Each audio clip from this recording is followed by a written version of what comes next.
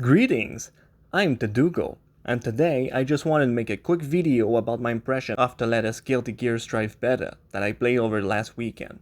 Unfortunately, because of the set of the cramped one-room apartments I share with my girlfriend, I was unable to find an efficient way of setting up the capture card on the PS4. And I don't have any Strive gameplay recorded for the video, so I'll instead use some Revelator 2 footage I recorded the day after the beta. Now, I love fighting games.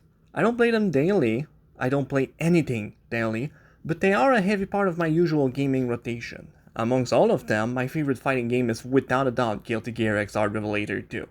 I consider that game to be the very best fighting game ever made. I know, bold claim. But to me, the over-the-top style of the game and the very, very deep gameplay loop just doesn't have any real competition. Every other fighting game just feels too slow and limited compared to Rev 2. Naturally, when Strive was announced, I was really excited, but to a point. See, I love Rev 2 so much, it kinda dawned on me that anything other than a Rev 3 would probably not dethrone the game for me. Plus, I remember seeing the series creator, Daisuke Ishiwatari, saying in an article that the next Guilty Gear game would streamline the gameplay a lot. Therefore, I already had a rough ideas of what to expect. Since I'm open-minded, I probably will love Strive a lot, but not as much as Rev 2. And that's fine, I mean I can go back to Rev 2 anytime I want anyway. I heard a lot of things about Strive, and I decided to try it out for myself last weekend during the second open beta. I didn't play the first one. I really don't hate the game, in fact, I quite like it. But honestly, it really left me puzzled in a lot of aspects. I'll split my opinions over two sections, the gameplay, which is obviously the most important part, and the presentation.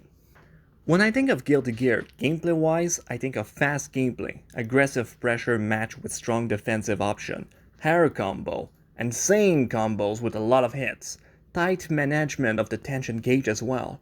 Playing Strive left me puzzled because a lot of it is still present but really toned down. I know the point is to make it easier for beginners, and I don't completely disagree with that. Guilty Gear finally has a real shot this year with the fighting game crown. Other than the new King of Fighter, it is the only major fighting game releasing this year. And Arc's Team Red previous game, Dragon Ball FighterZ, gave them a real momentum. However, I feel the game has lost a bit of its identity in the process. I haven't seen much hair combo at all. Gatling Combos have been toned down to the point I thought it was completely gone. If you're not familiar with Gatling, it's a simple system that lets you cancel the normal attack with a stronger one. For instance, going from a punch to kick to slash to high slash. It's pretty logical. The Gatling combo is not only reliable, it also serves as a basis for almost every character, and if you play easier characters like Soul Bad Guy or Kai, it can really carry you a long way. I'd argue Gatling Combos is the most beginner-friendly system of Guilty Gear since it serves such a strong basis, and gutting it for the sake of being more accessible just doesn't make any sense to me. The tension meter, which serves as your special gauge for people not familiar with it, has been reworked, and I kind of feel like it's another change for the worse. In previous Guilty Gear, your tension meters fill by playing aggressively and performing just defense, and in Strive, it's still the case, but the rate at which you gain it seems significantly lower. The best way to accumulate tension is, I think it's called corner breaking.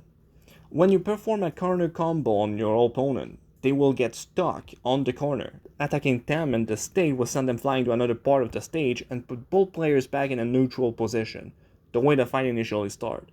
Performing a corner break will give you a positive buff, which will give you quick tension regeneration, and in my experience, it's kind of the only way you're going to be able to go crazy with your supers and your Roman canceling. And I'm just not really sure I fully like it. I just feel the tension meter is more restrictive than it needs to. Over the defensive options, they've completely removed the blitz shield and dead angle attack, so you have to rely on just defense and faultless defense. Unless your burst is max, burst is still in the game, thankfully. So defense is also much restrictive than what it used to be.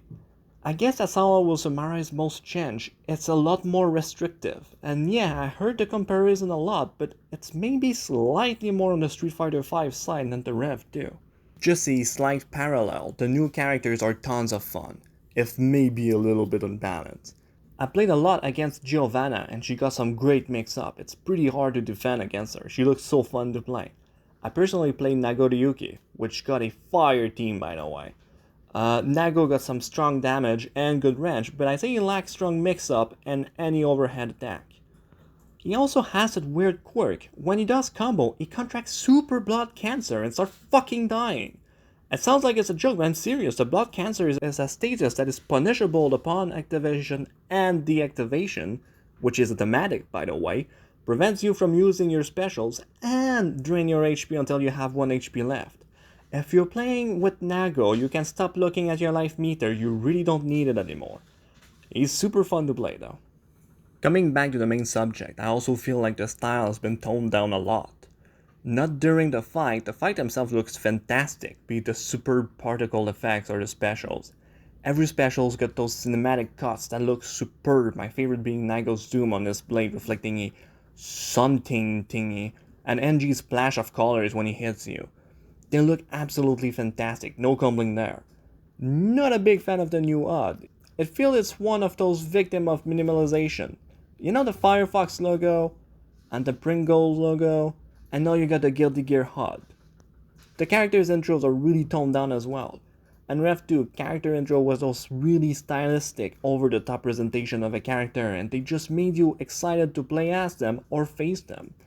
I just think of Soul Bad Guy's intro, the multiple cuts of him munching on a bullet before violently biting the tip, sending the bullet flipping in the air before Soul swing the fire seal in a way that the bullet lands straight in the weapon. It's so fucking hype. One in Strive to do kinda just walk in. The intro of Nagoriyuki versus Soul is pretty much them walking, suddenly meeting, and then Soul goes, "Oh, you're a knight less," to which Nago answers, "Ah, you know my sensei, ooh!" And then they fight. It's not horrible, I guess. I'm just a bit disappointed. And yeah, it might be more cinematographic, but last time I checked, it's not a fucking movie, it's a fighting game. I also want to add that when you win a fight by doing one of those corner break thing, you get a shot of your character kind of just standing in between the two parts of the stage, and it usually looks really bland and not good. It kind of looks unfinished, and I don't really like it. And I guess that expresses how I feel so far about Guilty Gear Strive. I sound like I don't like it, but that's not true at all. In fact, I'm really excited for it. I'm looking forward to the release on PC. But I'm just puzzled by all the change on display in the game. I still think it's an amazing fighting game, I just feel it lost a little bit of itself in the transition to mass appeal. I thank you for watching, please leave me some feedback, it's always appreciated, and I hope to see you in my next video. Stay safe.